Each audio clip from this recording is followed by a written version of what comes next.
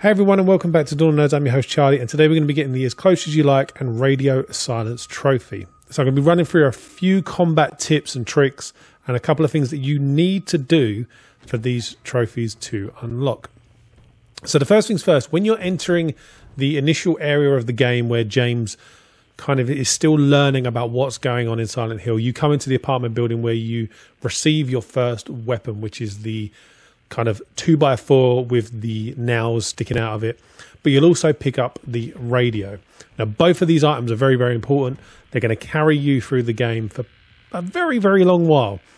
This is probably going to be one of our longer guides, and I'm just going to give a few kind of combat hints and tips and areas where I feel like you may potentially have to watch out for yourself. I would highly recommend playing this on light puzzle and light difficulty. There are no difficulty related achievements or trophies in the game, so you are able to literally just put it on the easiest difficulty for both puzzle and combat and play through.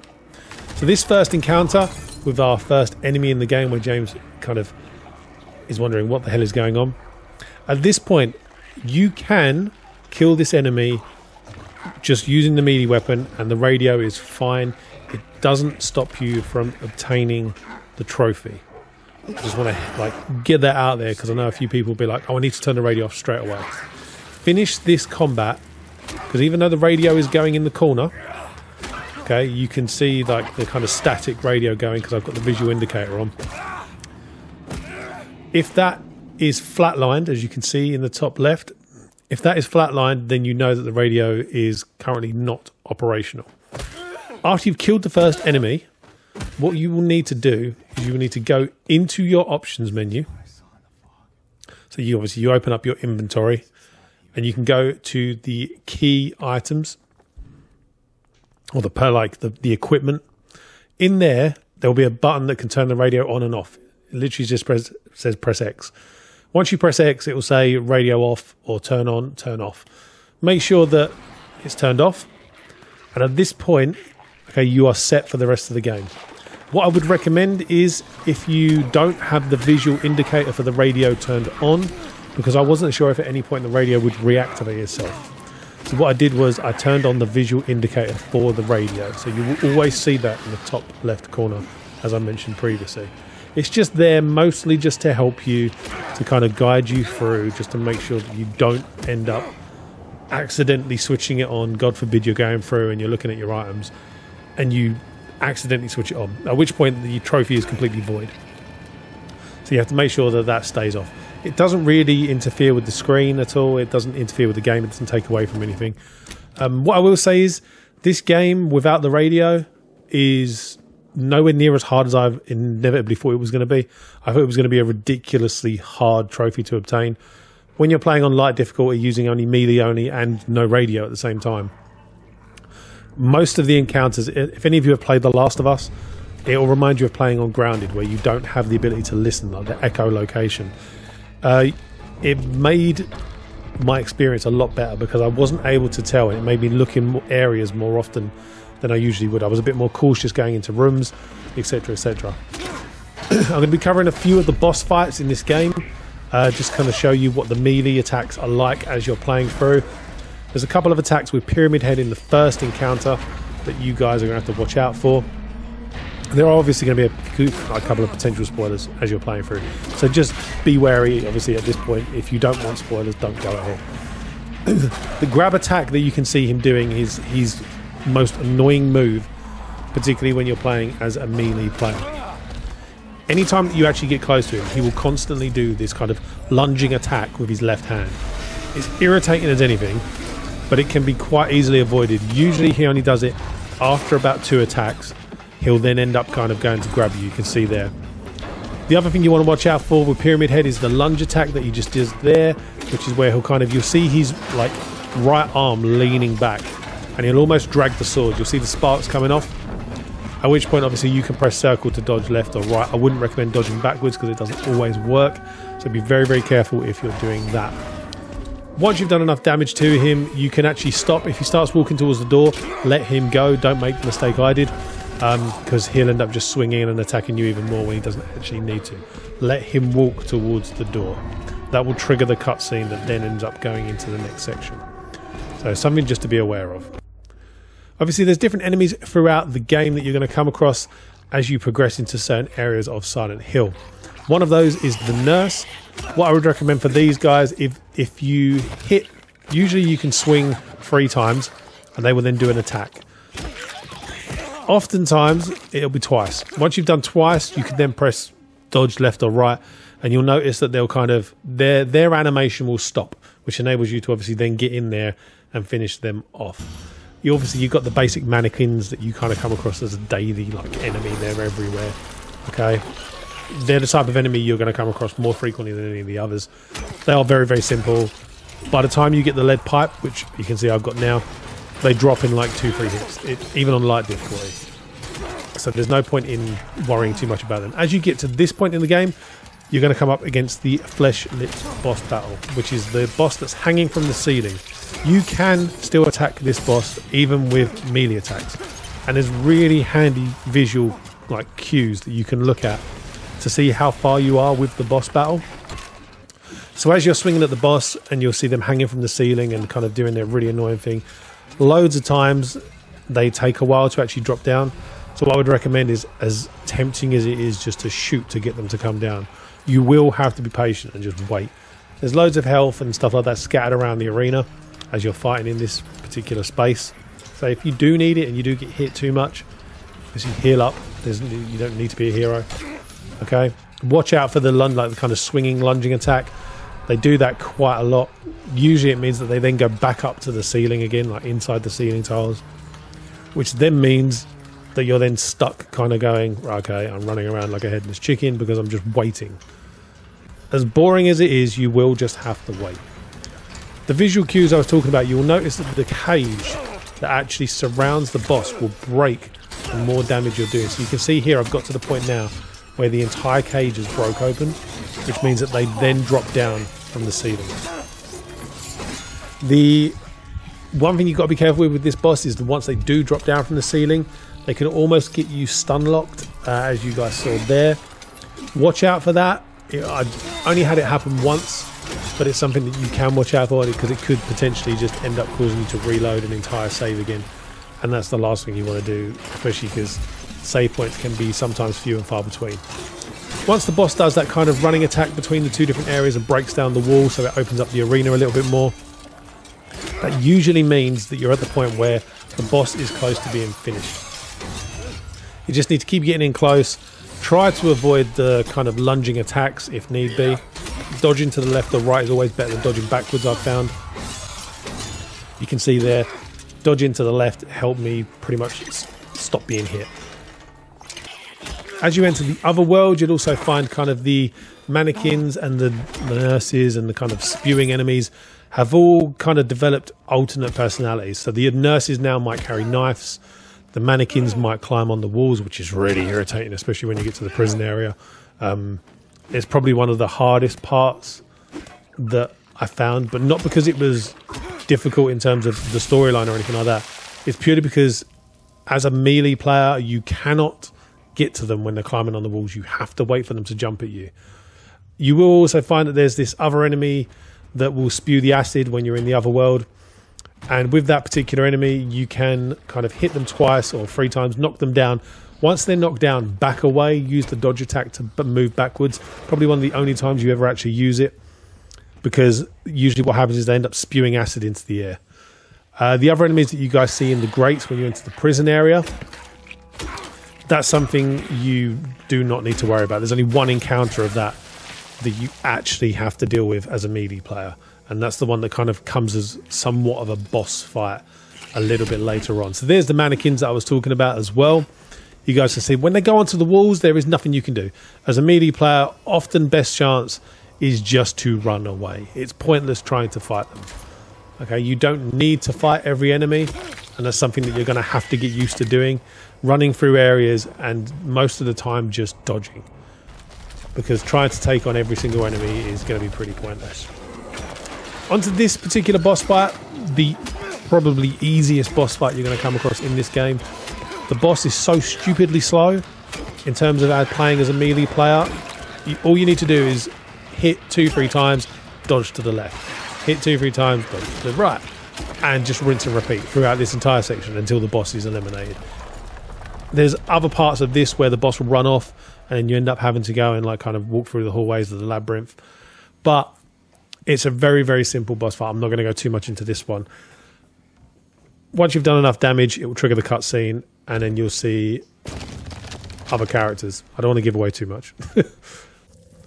There is a particular section of the game that you get to when you're in the labyrinth itself where Mr. Pyramid Head will show himself again.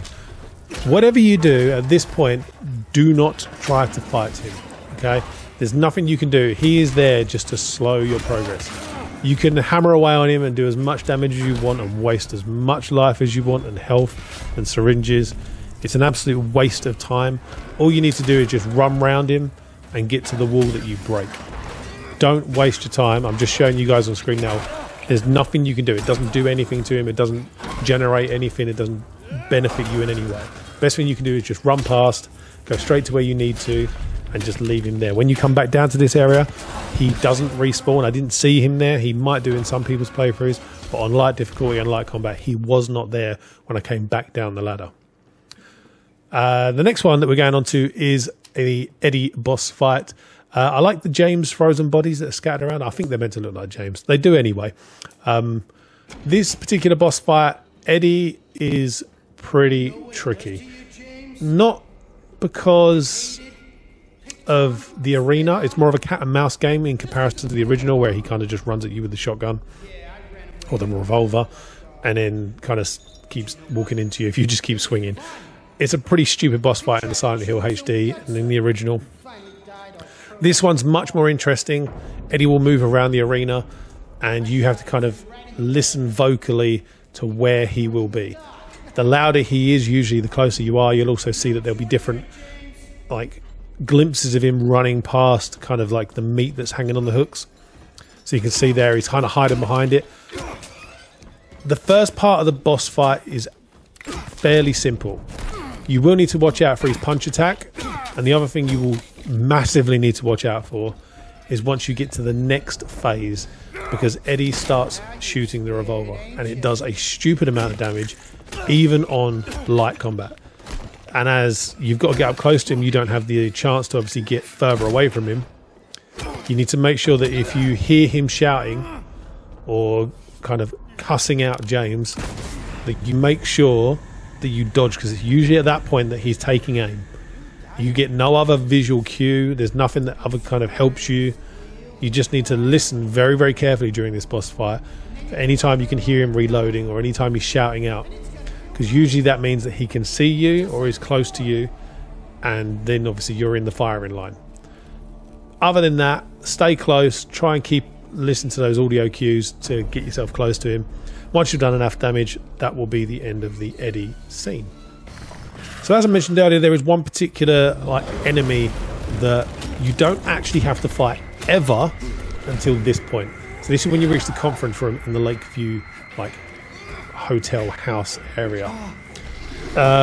It hangs from the ceiling, it swings around, it can be an absolute nightmare in terms of being able to get to again. Very similar to the Flesh Lips battle that we did a little bit earlier on. You will have to watch out for the kind of tongue attack that shoots out. It usually shoots out after it's done that swinging attack that you guys see on screen there. Again, it's the only time you ever have to deal with this enemy. The ones that you see on the grates in the other world and other areas in the game, you never actually have to fight them. Usually you can run straight over them. They might do a little screaming attack every now and again, as you guys can see there. The screaming attack kind of paralyzes James, and usually straight after the screaming attack comes the tongue attack. So you can kind of choreograph your attack pattern based on that. The one thing I couldn't quite figure out was when the swinging attack would come into play. There never really was like a clear, oh, they're definitely going to do it this time. So you're just going to have to kind of play it by ear and see how you guys go as you're going through it. But once you've done enough damage to this enemy, they kind of move into this back section, and at that point, you do enough damage, end of that kind of mini boss fight. Moving on to one of the last people that we're actually going to come across is the dual Pyramid Head fight. This time they've swapped out their swords for spears. You will have to be very careful because at times they will throw the spear, And by this point, you probably will have found that you've become a very, very good melee player. As you can see here, I noticed that by the time I got to this point, I was able to choreograph a lot of the attacks. Just be very careful because they can gang up on you. One can end up in behind you, one can end up in front. Try to keep them both in your view because then you can use the dodge to kind of see, right, okay, I need to dodge at this point, I need to dodge at that point.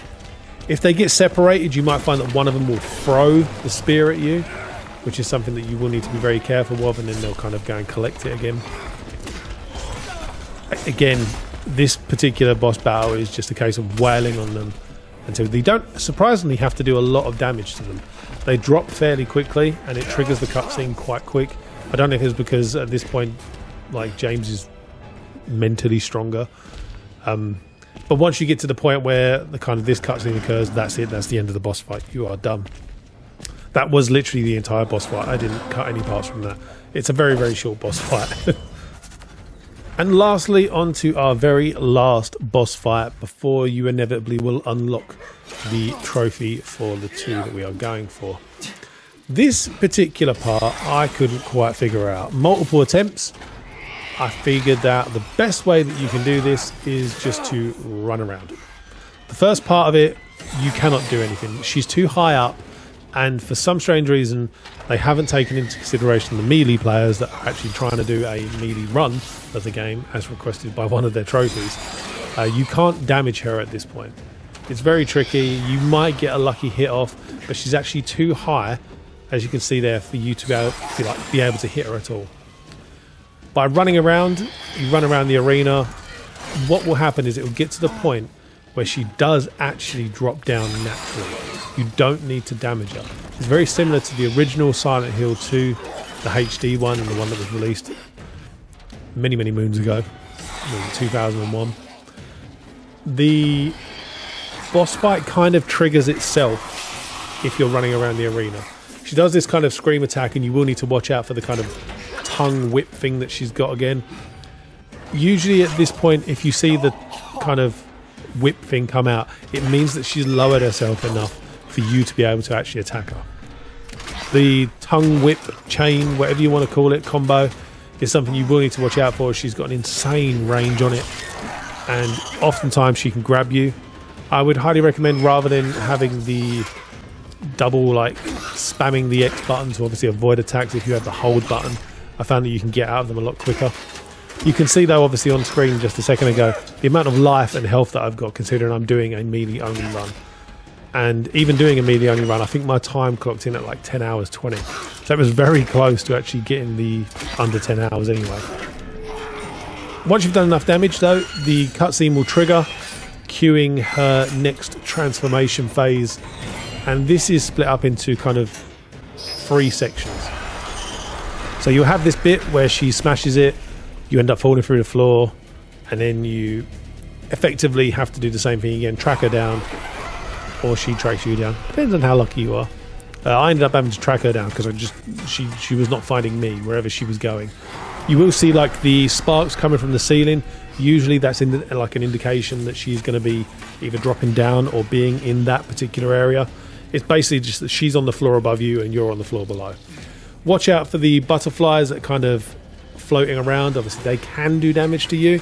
A lot of the times I found that they're so stupidly easy to dodge, it's not actually that big of a deal, and you can kind of get past it and just be like, yeah, okay, I'm good.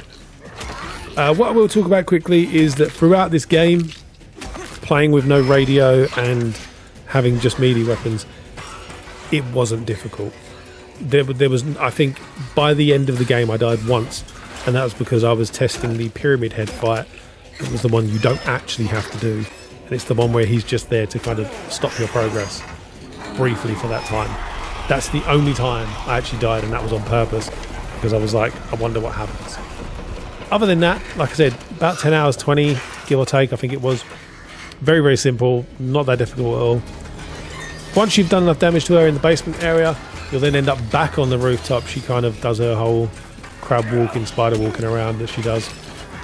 Again, this particular section is very easy to avoid her damage. You can choreograph her attacks very easily. You'll see the kind of build up to it that she does, the lunge attack, the kind of left and right arm. that she kind of pulls back ever so slightly just before she kind of pierces it forward. The scream attack, there's nothing you can do, just make sure you're not very close to her, because if you are, usually what happens is at that point you end up actually taking damage because you're stunned by the scream. So it's just something to be aware of as you're doing this boss fight. Once you've got the lead pipe though, the game's pretty much a cakewalk. I wouldn't say it was hard at all on, obviously, playing on the light difficulty and light puzzle. I can imagine it's probably very different if you up that to standard or onto the hard. You can also attack the butterflies or moths that come out. They sometimes can stun her if you're in this particular section on like the stage 3 area of the boss battle. But again, once you've done enough damage to her, it will trigger the final cutscene of the game, and then at which point you will also receive your ending to the game, depending on actions that you've performed throughout, whether that was looking at Mary's photo too often, looking at Angela's knife too often, hanging around with Maria too much. They can all differ the ending depending on what you have. There's loads of YouTube videos showing the different endings. Not many people have showed how to get the different endings. However, they are exactly the same as the original Silent Hill. So it's not that much of a push to figure out how to actually do it. So you can see there, once you've beat her up, the cutscenes have occurred, you'll get the whatever ending you were going for, the as close as you like, and then you'll also get the radio silence. So what I did do, obviously after this part, I quickly kind of show over the statistics that I had. You can see there, enemies killed 408. I took 3,501 damage, as expected, kind of going for a melee-only build. Steel pipe, number of shots fired, the 11, which is needed for the balloons. Number of windows destroyed, 139. Number of healing items used, 101. And at that point, you are done. You can then play through the game on New Game Plus, at which point you guys will see on the screen now that when you do go to New Game, you can choose New Game or New Game Plus. Just be careful, however, some collectibles can only be obtained in New Game, not New Game Plus. You also get a bunch of graphic modes that alter kind of what the game looks like. You get some masks. The interface presets are exactly the same, and the combat and puzzle challenges are exactly the same. Other than that, I hope you guys have enjoyed the video. I hope this helps you out. If you do have any questions or need any help, let me know in the comments, and I'll do my best to answer them, similar to the Dead Rising ones that I did. Take care, guys, and have a good one.